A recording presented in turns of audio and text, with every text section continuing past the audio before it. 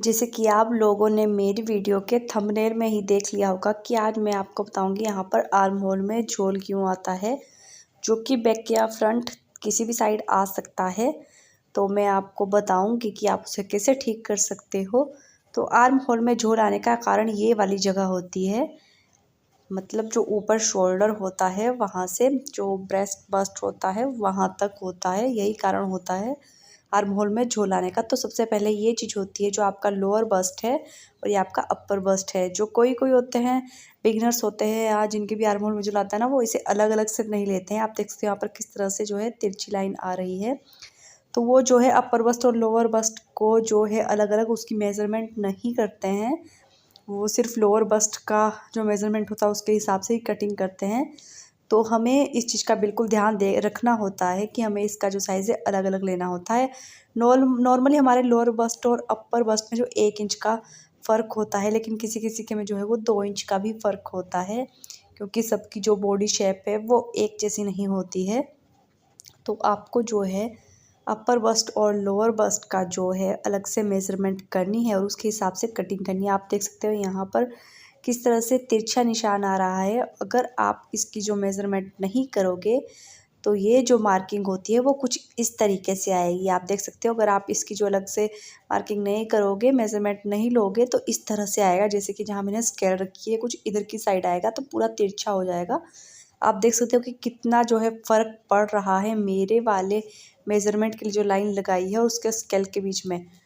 ये इस तरह से तिरछा आता है। तो एक चीज़ यही होती है, आपको जो है लोअर बस्ट और अपर बस्ट की जो है अलग अलग मेज़रमेंट लेनी होती है, उसके हिसाब से मार्किंग करनी हो। दूसरा होता है ये गोलाई।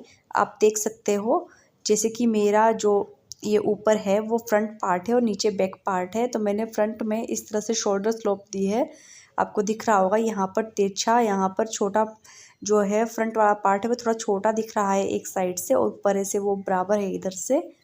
तो इसे कहते हैं शोल्डर स्लोप जो कि मैं आधा इंच जो मैंने अपने फ्रंट पार्ट में दी है। शोल्डर स्लोप देना भी बहुत ज़्यादा ज़रूरी है कमीज में। और दूसरा होता है ये वाली गोलाई। तो आपको दिख रहा होगा कि फ्रंट पार्ट थोड़ा छोटा है और बैक पार्ट थोड़ा बड़ा है जहाँ पर मैंने गोलाई दी है। तो आपको गोलाई का भी बहुत ख्याल रखना है। जैसे गोलाई के लिए बैक पार्ट में मैंने 1.5 इंच लिया है, और जितना भी आप बैक पार्ट में ले रहे हो, जो बैक पार्ट है कपड़े का, मतलब जो बैक में आएगा उसका आधा जो है आपको फ्रंट पार्ट की गोलाई के लिए लेना है।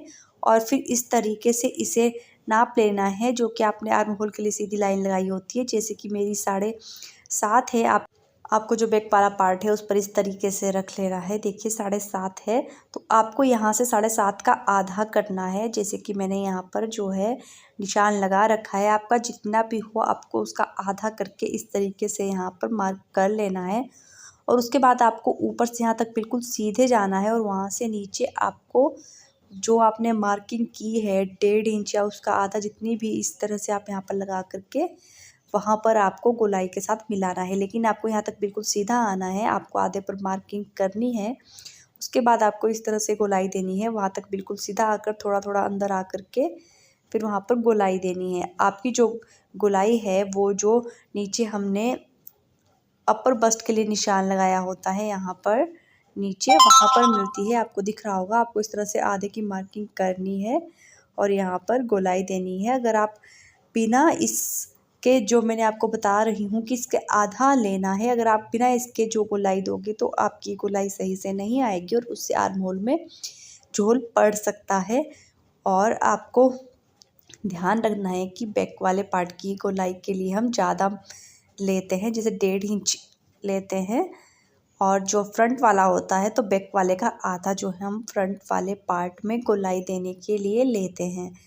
तो ज़्यादातर जो है बिगिनर्स की यही वो रहती है, मतलब जो वो गलती करते हैं वो गोलाई के लिए मार्किंग सही कर देते हैं, लेकिन जब वो ऊपर से गोलाई देते हैं यहाँ से, तो वो इस तरीके से, जैसे मैंने आपको बताया है कि आधा करना है, उस तरीके से नहीं करते, वो सीधा गोलाई दे देते हैं।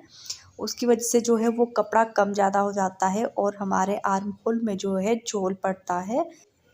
या आप जो है आर्म होल की मेज़रमेंट भी ले सकते हो। अगर आप जिसका भी सूट तैयार कर रहे हो उसके आर्म होल की मेज़रमेंट लो, तो उस हिसाब से आपका सूट और ज़्यादा अच्छे से तैयार हो सकता है। मेज़रमेंट लेना ज़रूरी होता है, अगर आप मेज़रमेंट ले सकते हो तो मेज़रमेंट लीजिए आप, उससे आपका सूट और अच्छे से बनेगा। और ये वाली जो लाइन है, इस चीज़ का भी ध्यान रखना है, क्योंकि बिगनर्स जो है वो लोअर बस्ट अपर बस्ट को अलग अलग उसका मेज़रमेंट नहीं करते हैं, एक ही मेज़रमेंट से निशान लगा लेते हैं, मार्किंग कर लेते हैं, तो आर्म होल में झोल पड़ता ही है। तो आपको ये गोलाई का भी ध्यान रखना है। इस तरीके से यहाँ पर आधे करके, आधे पे निशान लगा करके इस तरीके से गोलाई देनी है आपको। बिल्कुल अच्छे से आपकी गोलाई यहाँ पर मिलती है, यहाँ से लगाने के बाद आप यहाँ पर मिलती है आपकी गोलाई। जब भी आपने मार्किंग की है 1.5 इंच या उसका आधा, फिर वहाँ पर इस तरीके से मिलाकर यहाँ पर जो अपर बस्ट पर आपने मार्किंग की है वहाँ पर इस तरीके से मिलानी होती है, जैसे कि मैंने मिलाई है, आपको दिख रहा होगा। एक और बड़ा रीज़न यह भी है कि जो आपकी शोल्डर की मेज़रमेंट होती है, तो मेरा शोल्डर जो है, मैंने अपने शोल्डर की मेज़रमेंट के हिसाब से इस रखा है। तो मेरे शोल्डर की मेज़रमेंट 15 थी, तो मैंने उसका आधा जो है वो 7.5 रखा है। आपको इसकी मेज़रमेंट अच्छे से लेनी है। आपके जो ये वाले शोल्डर होता है उसकी मेज़रमेंट गले के हिसाब से आती है। जैसे कि अगर आपने ऊपर का शोल्डर 7.5 रखा है, तो आपको जो नीचे, जैसे मैंने यहाँ पे 7.5 रखा है, यहाँ पर आपको आधा इंच कम लेना है। जैसे मैंने 7 लिया है और मैंने इसे 7 पर मिलाया है। आपको दिख रहा होगा कि मेरी जो ये वाली जगह किस तरीके से तिरछी आ रही है, तो आपको यहाँ से आधा इंच कम रखना है। तो आपको इस बात का बिल्कुल ध्यान रखना है कि आपको यहाँ और यहाँ पर आधा इंच फ़र्क रखना है। कि आप देख सकते हो कि आधा इंच कपड़ा आगे से आएगा, आधा इंच कपड़ा पीछे से आएगा, तो 1 इंच कपड़े का जो फ़र्क पड़ता है, जिसकी वजह से हमारा यहाँ पर जो है वो झोल पड़ता है। आपको इस चीज़ का ध्यान रखना है। शोल्डर की मार्किंग करते हुए आपको एक और चीज़ का ध्यान रखना है, जैसे कि अगर आपका जो है गला 4 है या इससे कम है, तो आपको शोल्डर की मेज़रमेंट वही रखनी है जो कि आप अपने शोल्डर के हिसाब से मेज़रमेंट ले रहे हो, उतना ही मार्किंग करना है। लेकिन अगर आपका गला जो डीप है, 4 से ऊपर है, 5, 6, 7, तो आपको शोल्डर जो है वो 6 रखना है। आपको शोल्डर ज़्यादा नहीं रखना है, क्योंकि अगर आप शोल्डर ज़्यादा रखोगे, जितना कि आपका शोल्डर है उस हिसाब से रखोगे, तो आपका जो कंधे हैं वो गिरेंगे। तो आपको जो है शोल्डर फिर 6 रखना है अगर आपको डीप गला बनाना है। मैंने अपने शोल्डर के हिसाब से इसलिए रखा है क्योंकि मुझे डीप गला नहीं बनाना है, मैं डीप गला नहीं बनाती हूँ।